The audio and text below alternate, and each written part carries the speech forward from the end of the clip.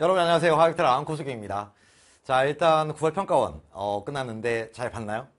뭐 잘 본 친구도 있고 항상 시험이라는 거 못 본 친구 있을 건데, 자, 선생님이랑 같이 한번 분석해 가면서 왜 못 봤는지, 또는 가장 중요한 선생님이 끝날 때 얘기하는 9월 평가원 이게 뭘 해야 되는가에 대한 얘기를 좀 하도록 하겠습니다. 알겠죠? 자, 일단 이번 시험에 대해서 난이도가 뭐 궁금할 수 있는데, 뭐 선생님이 봤을 때 선생님이 풀어보니까 난이도는 그냥 무난했다. 무난. 뭐 상중하로 따지면 그냥 중. 선생님 저는 좀 어려운데요? 그러면 중상까지는 해줄게요. 알겠죠? 다음에 1컷은 뭐 나와봐야 알겠으나 선생님 예상에는 46에서 47점 나올 것 같아요. 오케이? 자, 이건데 이번 시험도 항상 예상한 거랑 비슷했어요. 일단 단원별로 나왔던 문제는 보시면, 자, 요즘 추세는 4단원에서 6문제를 출제하잖아요. 그죠? 3단원이 좀 내용이 없잖아. 그래서 4개로 항상 이렇게 나옵니다. 그래서 1단원 5개, 2단원 5개, 3단원 4개, 4단원 6개. 4단원이 약하면 좀 데미지가 오겠죠. 그죠? 자, 요건데 포인트는 이거잖아요. 왜 점수가 안 나왔을까? 그러니까 다 맞은 사람 들어와. 오, 잘했어. 하나 틀린 사람. 너 잘했죠, 당연히. 그죠? 근데 이런 거야. 맞아야 되는 문제를 틀렸어. 그러면 좀 아쉽죠. 그죠? 또는 내가 풀 수 있었어, 이거는. 근데 그 당시에는 조건이 안 보였네? 그런 거 좀 아쉽잖아요. 그래서 역시 이번 시험에서의 핵심 문항도 똑같아. 가장 흔히 말하는 준킬러파트라고 하는 동위 원소, 농도, 적정, pH, pOH, 뭐 양적 계산 중한데, 이번 문제도 18번, 19번, 20번은 좀 쉬웠고요. 사실은. 그러니까 오히려 걔네가 앞에 있었으면 더 풀 수 있었을 것 같아요. 그 다음에, 자, 여기 잘 봐봐. 14번 틀린 사람. 다음에 17번, 16번 틀린 사람. 다음에 17번 틀린 사람이 있는데, 요 포인트는 이게 전부 다 약간의 이제 화학이니까 계산을 좀 해줘야 되잖아요. 그러면 이걸 틀린 친구들은, 너는 계산을 못하는구나. 그런 건 아니었잖아. 그치? 계산을 하려면 자료 분석이 돼야 되는 거예요. 근데 자료 분석이 되려면 뭐가 돼야 될까?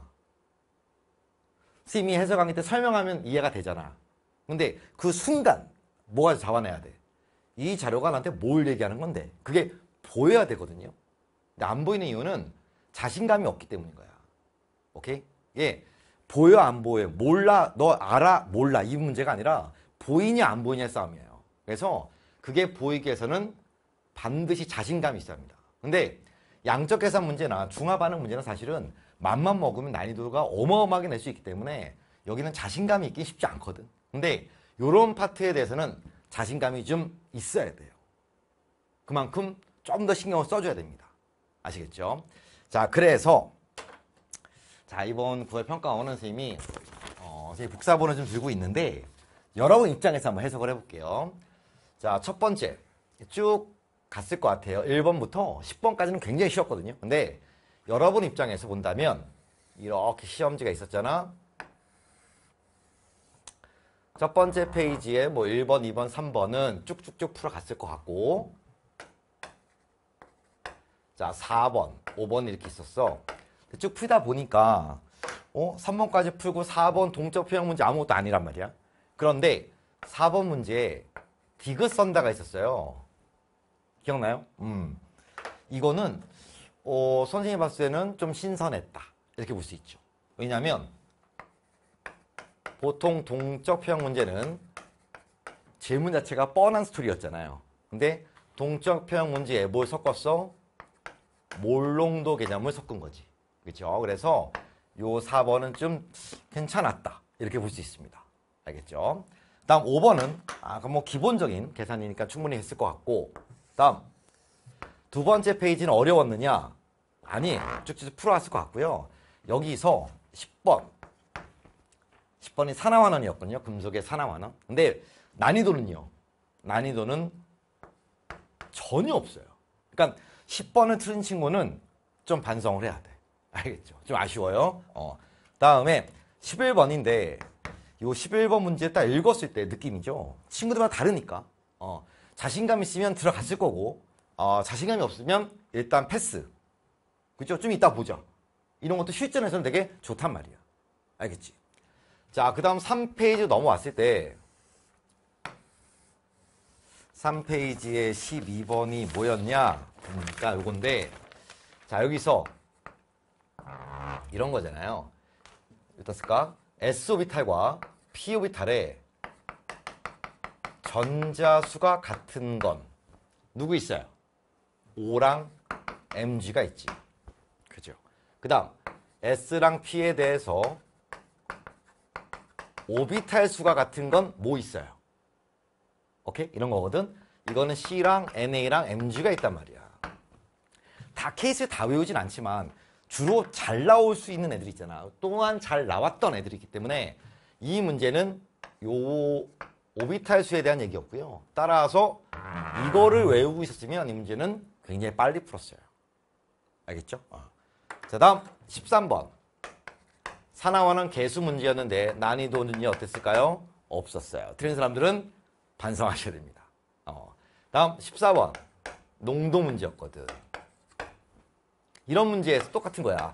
자신감 있으면 들어가는 거고요. 그죠? 바로 계산했으면 최초의 농도가 바로 결정이 된단 말이야. 그럼 그 다음은 슬슬 풀리거든요. 오케이? 자, 그 다음에 15번 문제. 순차적 이온화 에너지 문제였고 16번 문제가 중화 적정이었는데 적정 문제는 뭐 NMV를 쓰는 건 그걸 모르는 친구가 어디 있겠어요. 다 알지. 근데 항상 중화 적정 문제는 여기서부터 시작하는 게 아니라 그렇지. 마지막에 주는 조건이 있는데 이걸 읽고 뭘 구해야 되는지를 확인하고 들어갔어야 되는 거야. 그러면 좀 더 간결하게 풀 수 있었어요. 이 얘기였고, 다음 마지막 페이지로 넘어가면 여기 이제 17번, 18번, 19번, 20번 있을 건데 17번 문제에서 뭐가 써 있었다? H3O 플러스에 몰수가 써 있었고 밑에 부피가 써 있었어요. 그래서 뭐가 나왔어야 될까? 그러면 가용액과 다용액이었죠. 선생님이 자세한 해설 강의는 선생님이 금요일 날 촬영할 건데 그래도 이 정도는 기억이 날 거니까 바로 가용액과 다용액에 대해서 H3O 플러스의 몰 농도가 10대 1인 걸 잡았을 거고. 그치? 근데 조건 자체가 POH 빼기 pH였잖아. 그러면 이 용액의 pH와 POH에 대해서 뭐가 중요해? 마르고 닳도록 했었던 얘가 X면 얘는 얼마야? X 빼기 1이야 더하기 1이야. 그죠? 더하기 1이잖아. 그치? 그러면 얘는 14 빼기 X가 되고 얘는 13 빼기 X가 돼야 되는 거 아니야? 그럼 여기서 이걸 빼라 그랬으니까 그냥 빼면 바로 나온단 말이에요. 그렇게 했어? 이 문제였고요. 다음 18번 문제는 어렵지 않았는데 요거는 이제 아마도 몇 명 정도는 몇 명의 몇 퍼센트 정도는 C2H5OH에서 약간의 물론 이제 직관 같은 게 좀 들어가면 되게 좋죠. 아까 이 동위원소 문제도 사실은 이제 첫 번째 놈의 원자 번호가 먼저 나오잖아요. 평균 원자량으로. 그 정도 했을 거 아닌가. 그러면 5가 나오는 순간 우리가 많이 했었던 거니까 이거를 바꾸진 않는다니까. 그러면 5면 붕소고 10에 11짜리에 1대 4 평균 얼마 10.8 이렇게 튀어나오잖아요. 그러면 금방 풀었을 거거든. 그죠? 이것도 마찬가지로 요까지 분석을 했대. 다 풀었는데 마지막에 아이고 여기에 이 H를 안 셌네? 손들어봐. 있거든. 그치? 근데 이런 문제는 이런 실수는 이건 실수죠. 요거 이제 9월 평가에서 한번 했다. 그런 게 오히려 더 우리 얻을 게 있는 거야. 수소가 끊어져 있어. 그러면 반드시 표시를 해놓고 풀어야 되겠구나. 근데 그것도 마음 여유가 있어야지. 그죠? 시간이 모자라니까 이제 급했을 거고. 그죠? 다음에 19번, 20번은 뭐 별건 아니었고요. 19번에서 주입이었다, 혼합이었다, 주입이었다. 그지? 근데 개수가 A랑 C랑 똑같잖아. A랑 B를 집어넣을 때 전체 부피는 이렇게 증가한다는 걸 알고 있으면 마지막 자료는 완결점 이후구나. 그러면 B가 남겠구나. 이런 게 보인단 말이죠. 그러면 좀 더 빠르게 간결하게 풀었을 거야. 그죠? 다음 또 하나 20번도 보이는 사람한테는 되게 쉬운 거고요. 안 보이면 이제 우왕좌왕할 수밖에 없는데 20번 문제도 주입인데 그죠? 여기에 뭔가를 막 섞어놨단 말이에요. 근데 문제의 본질은 일가산을 넣고 혼합용에다가 다시 한번 일가산을 넣었어요. 그지? 근데 이온수의 변화는 여기 있는 애들은 별로 의미가 없거든. 넣어주는 게 몇 가냐가 중요해요. 일가를 넣고 일가를 넣잖아. 그럼 총이온수가 안 바뀌고요. 이제 조건 자체가 양이온의 모수였기 때문에 양이온 모수도 일정하다가 증가해야 되거든. 이런 걸 잡았으면 좀 더 빠르게 볼 수 있어요. 이게 이번 시험에서의 분석인데 아마도 선생님이 얘기한 여기서 실수했지. 어떻게 알았어요? 뭐 그런 거죠. 많이들 다 했던 선배들이 했던 시행착오거든요. 그래서 이번 시험에서 여러분이 점수 항상 여러분 점수 등급이 중요한데 그거는 수능에서 알겠죠? 이게 점수라는 건 항상 모든 선생님들이 여러분 응원하려고 9월은 수능이 아니니까 괜찮아 라고 하는 게 아니고요. 다 똑같은 것 같아. 뭐냐면 공부한 만큼 점수가 올라야 되지 않습니까? 그치? 근데 학생들의 점수는 뭐 고3 처음 1월 달부터 또는 뭐 3월 달부터 수능까지 간다면 고2 때는 좀 공부 좀 덜 했다고 치고 그러면 고3 돼서 열심히 했어. 열심히 올라야 되잖아. 그러면 점수가 이렇게 오르지 않아요. 그래서 좀 힘든 거야. 공부한 게 바로 나와야 되는데 그렇게 안 해. 진짜 열심히 했어. 열심히 하는데 점수가 어떻게 되냐? 이렇게 오르거든. 이렇게 올라요. 보통 어떤 뭐 케이스 바이 케이스겠으나 이건 아니라는 거예요. 어떤 친구는 이렇게 올라서 좀 됐으니까 좀 방시하면 이렇게 가는 거고. 그 다음에 올라가는 시기는 언제냐? 어떤 친구는 좀 빠르게 오르는 친구도 있고요. 대다수의 경우는 뭐 7월, 8월, 9월 이럴 때 이렇게 올라가거든. 심지어 3월부터 9월까지 38, 40, 38, 40 하다가 마지막 수능장에서 45 이런 친구도 많아요. 왜 그럴까요? 찍은 게 맞아서 물론 그럼 너무 땡큐인데 그게 아니라 지금까지 공부했던 거는 어떤 기반을 다지는 거예요. 아는 거랑 문제 푸는 건 좀 다르잖아요. 그죠? 그러니까 단단하게 알아가는 과정이고요. 지금부터 9월이니까 이제 2달 남았잖아. 지금부터 푸는 문제는 지금부터 푸는 문항수는 점수랑 직결됩니다. 아시겠나요? 그러니까 많은 친구들이 이제 9월 평가가 끝났으니까 이제 수능을 위해서 마무리라는 게 뭘까? 계속 그냥 모의고사만 보는 거예요. 그러면 점수가 이렇게 가는 거야. 마지막에 치고 올라가 줘야 되는데 이렇게 가거든. 마무리는요. 수능 한 2주 전부터 하는 겁니다. 알겠어요? 그래서 선생님이 항상 라이브 할 때 강조하는 건데 지금 이 얘기하러 온 거거든요. 자, 뭐 해야 될까라는 건데요. 뭐 잘하는 친구들은 물론 하던 대로 하시면 됩니다. 알겠죠? 열심히 했는데 조금 속상한 또는 불안한 친구들 입장에서는 일단 첫 번째 6월 평가 문제를 다시 뽑을 수 있잖아요. 그죠? 어디서든 뽑아서 반드시 이거를 이번 주 주말에 한번 했으면 좋겠어요. 그러면 선생님 저는 6월 평가원 3번, 5번 풀었어요. 그럼 안 해도 돼요. 근데 많은 친구들이 그때 풀고 해설 듣고 이해됐고 잠시 방치 이렇게 되는 거잖아요. 그죠? 그러면 분명히 6월에 풀었던 문제를 다시 푸는데 그럼 점수가 시간 제고 풀어야죠. 그럼 6월 평가원 때 맞은 점수도 어때야 돼? 좋아야 되지 않겠습니까? 그런데 또 시간이 모자라지고 틀렸던 문제를 또 틀리게 되고 막히는 또 막히거든. 오케이? 그거는 공부 방식에도 물론 문제가 있을 수 있으나 이제는 수능이 좀 임박해 오기 때문에 가장 중요한 여러분한테 가장 중요한 문제는 올해 6월, 9월이에요. 이 40문제는 암기라고 써야 됩니다. 왜냐하면 거기서 굉장히 비슷하게 아니면 자료나 6월에 나왔던 표를 거의 유사하게 수능에 내거나 오케이?